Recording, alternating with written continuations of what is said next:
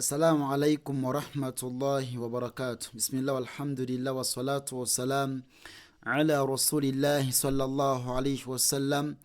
Wekitibwa Allah tumwebaza akyatuwadde obuwangazi, tumusaba sokusasa n'ebyengera ku mbaka Muhammadu sallallahu alaihi wa sallam. Dawsu yaffe ekitiibwa eya ahkamu nuni sakinatu wa tanwin, ey'ennamula ya nuni eya sukuni ne tanwin ekyagina maaso. Nabagambye nti yasaluna yaffe egenda kuddamu, wabula we twatuuse twetaaga okusooka okuyita mu bino tusooke tusomewo. Singa tunaasomawo nga tetunnaba kuyita mu bino tetugenda kutegeerawo.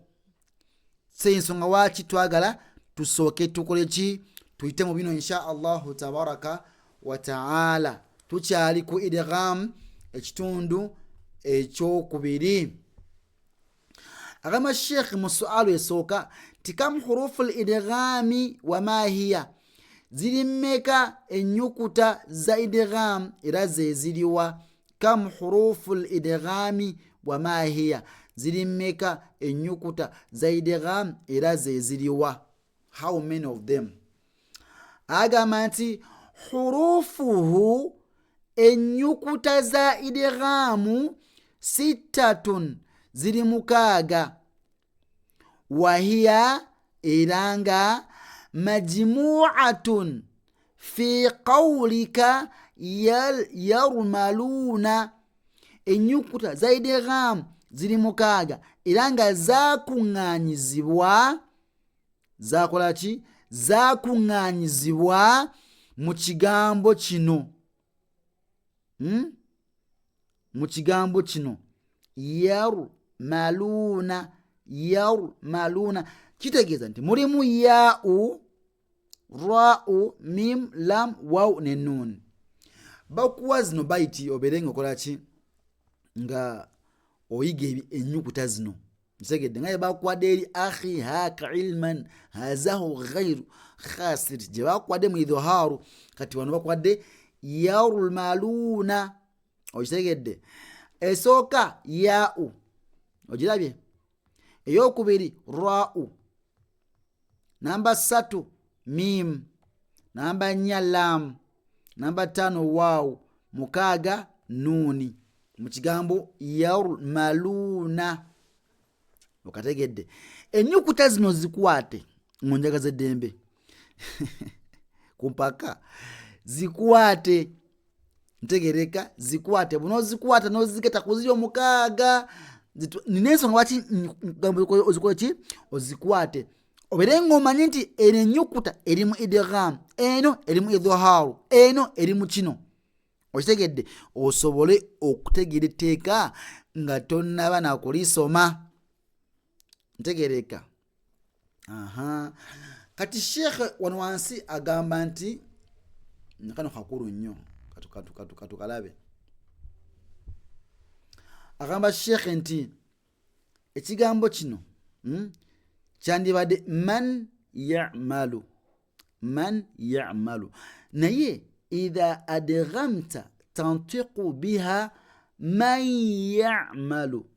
Kati laba eno nuni oba tojatula wano, tojatula because maaso waliyo yaa'u, oyina kugibuliza muki?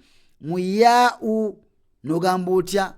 N'okisoma nga kino wekiri, naye ng'osizaamu okuwuuna nga tunakira mu maaso insha Allahu taala. Okitegedde?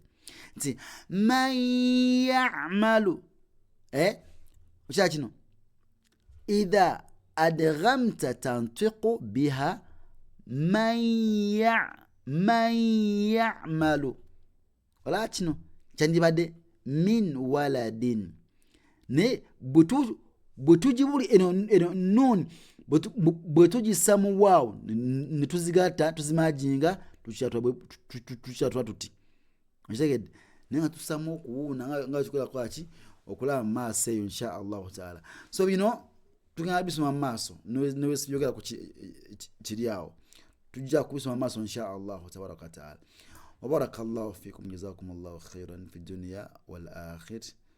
Wassalamu alaikum wa rahmatullahi wa barakatuh. Bambiseemu nga wakyabirese. tugambye nti ennyukuta zino tetuzaatula tuzibuuliza mweno kati nga wano tugamba nti mi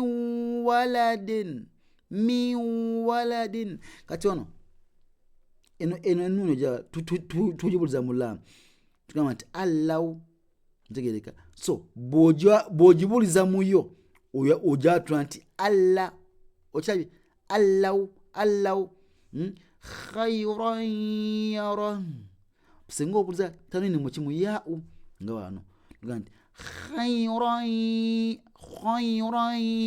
yara okirabye qawlun ma'ruf singa tubuuliza tanwini mu kimu mu mimu tujja tutyo tugamba nti qawlun